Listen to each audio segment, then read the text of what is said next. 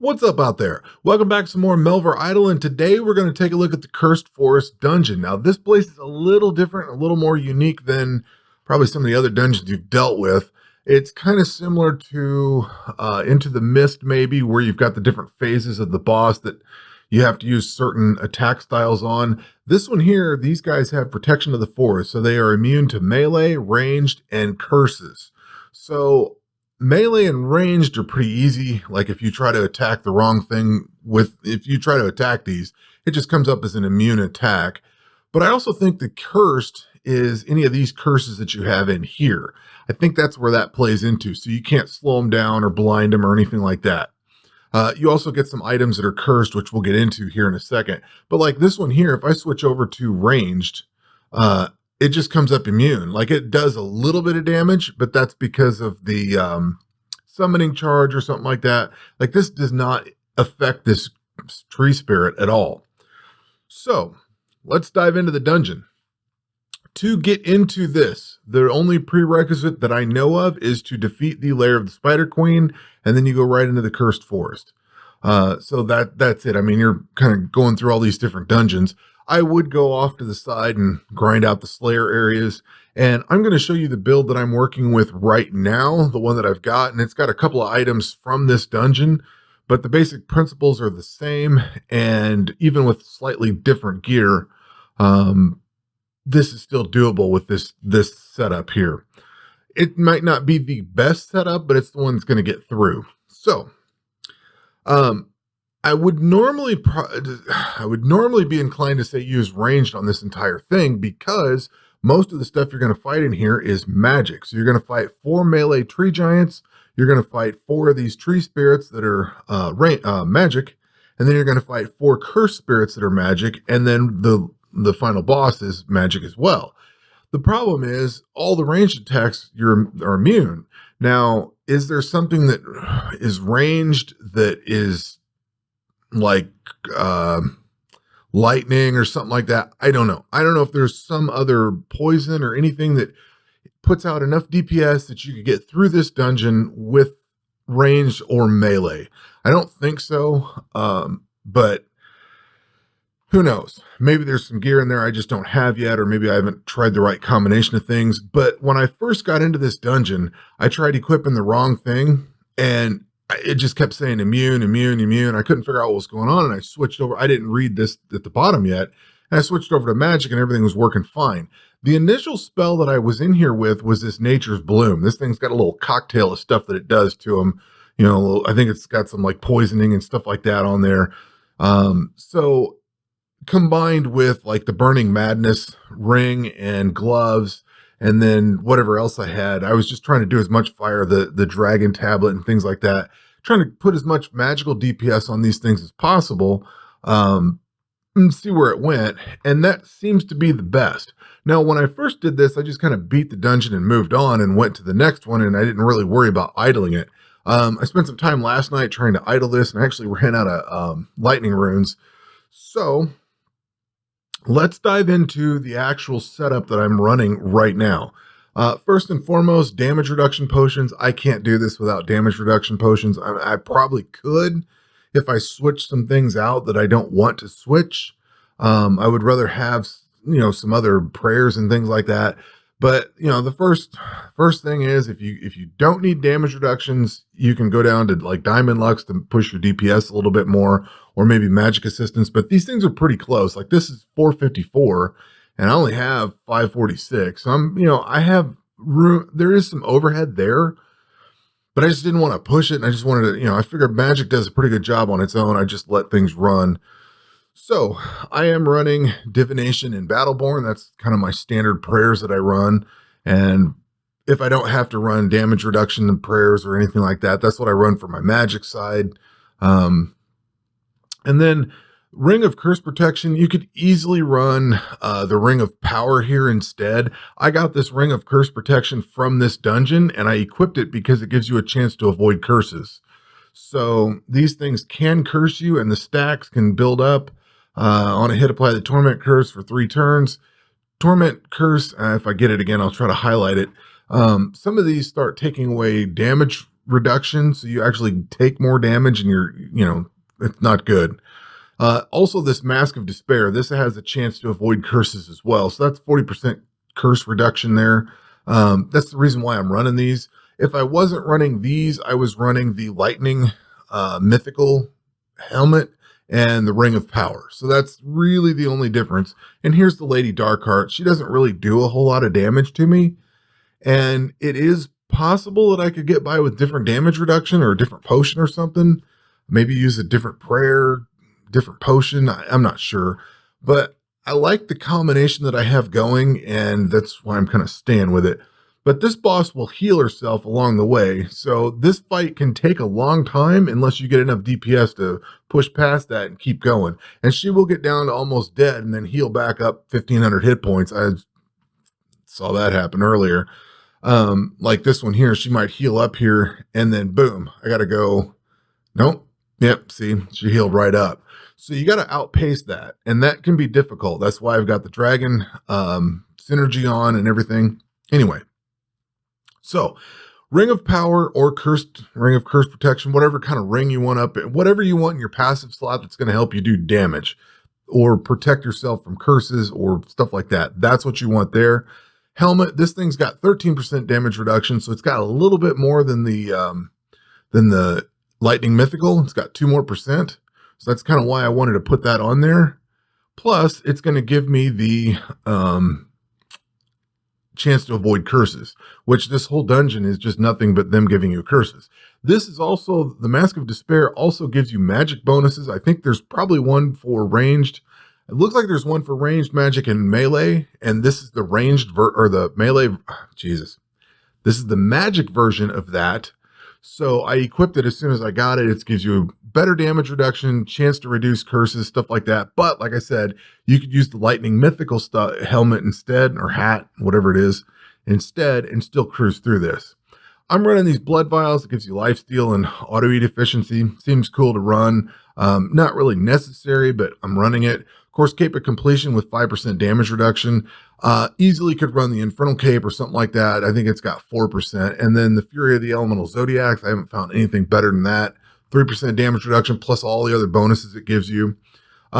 Still running the Calamity Wand and Freezing Touch Body. I have to look at where these came from, but I also put the Earth Layered Shield on. This is 12% damage reduction instead of the Divine Shield, which is 16. So I could make that change and have an additional 4% damage reduction and maybe switch out, say, this here. Maybe. Like I could make some adjustments if I put a better shield on. But I figured the Earth Layered Shield might be a little better. I don't know. It seemed like it'd be an all right one to put on. I just didn't feel like messing with the Divine one, quite honestly. And then we've got the Lightning Mythical Wizard Bottoms, Burning Madness ring and Gauntlet, and then the Frostwalker Boots, and of course the Witch and Dragon Synergy for tablets. So if I was to go into, let's see, we could do some things here. We could change some things up. If I was to go into here, and I'll just take this thing and toss it. Nope, see, I don't have that. Where's that shield? I must have that shield over here. I know I've got it somewhere. Hope I have it somewhere. I thought I had it out here. Oh, well.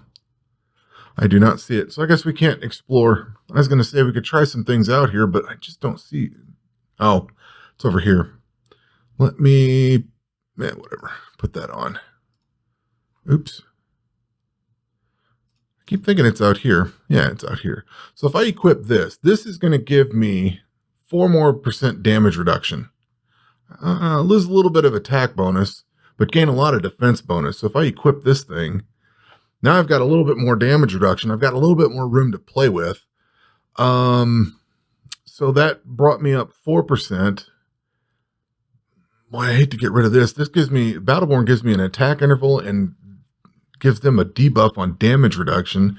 This gives me accuracy and max hit. So, boy, I hate to change one of those out. I don't really know of anything else I'd want to swap out either, to be honest with you. But there's a little bit more damage reduction there. Like if I wanted to, say, try to turn these off That's 464. I might be able to do this without that now. So can I do Diamond Lux? I don't think there's going to be much change. Yeah, 510. That's pushing it up if I get cursed. The thing that concerns me is letting this run overnight. I would not necessarily have a problem running close to the edge, but there are times if you watch these, depending on how much health you have or how many stacks you get built up, things can push over a little bit further than they appear. Like that, you may get one stack that gets you bumped up a little bit, but if you let it go or they get stunned a lot, if you get enough stacks and they're not stunned or something like that, you can get into trouble. And the wrong hit at the wrong time can kill your character. So that's why I really don't like running things too close to the edge. This I don't think this thing has a chance of hurting doing anything to me. With the Diamond Lux, I hit a little bit better because I only have a 28% chance to hit. We could always try and run, say, Magic Assistance. That gives a little bit better, but I think Diamond Lux are better. Yeah, we'll go back to Diamond Lux. Although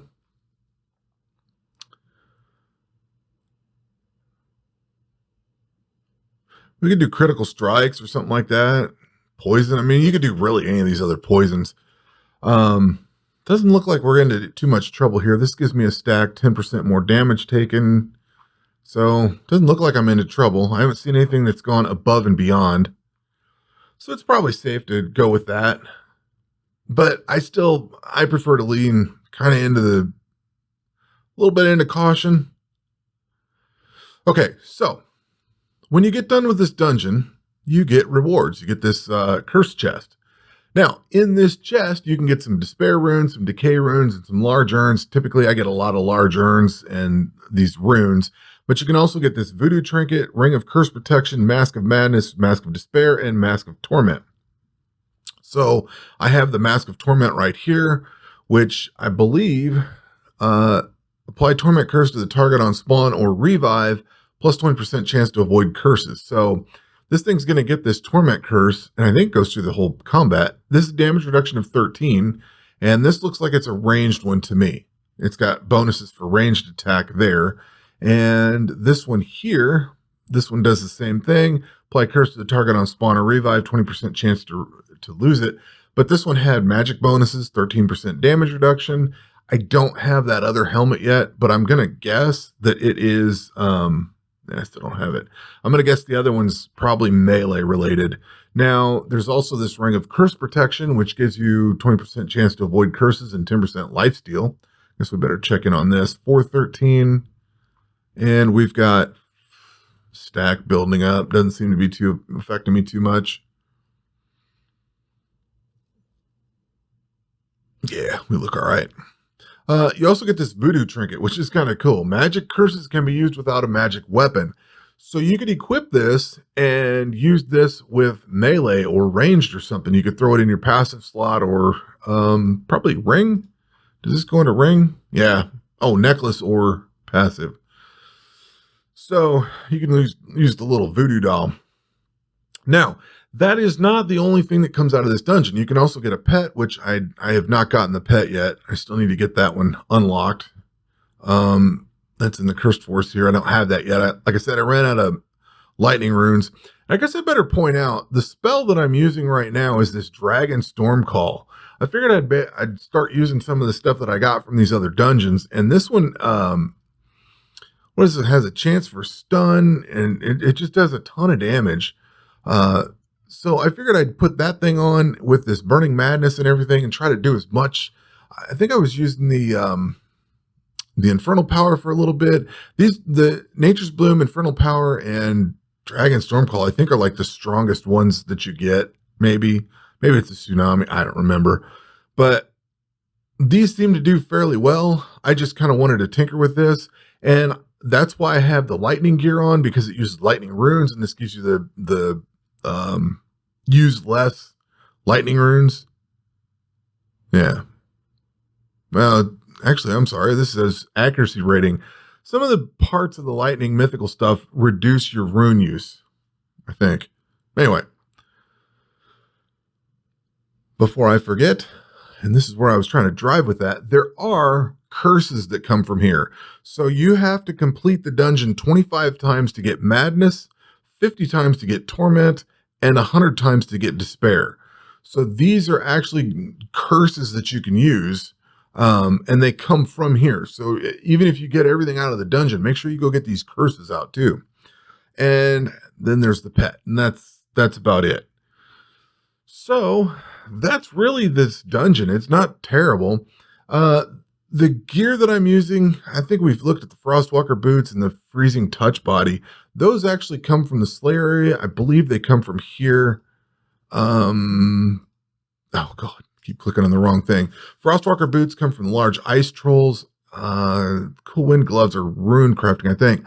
Freezing Touch ones come from the polar bear. So if you're keeping up on the Slayer area stuff, you can rune craft these for 11%, but if you go into the Slayer area, you're going to get 12% damage reduction gear. And if you go into here, it's 13% damage reduction gear that you can get out of it. So all of this helps build up. This is what I'm saying. So anyway, this is kind of a unique dungeon.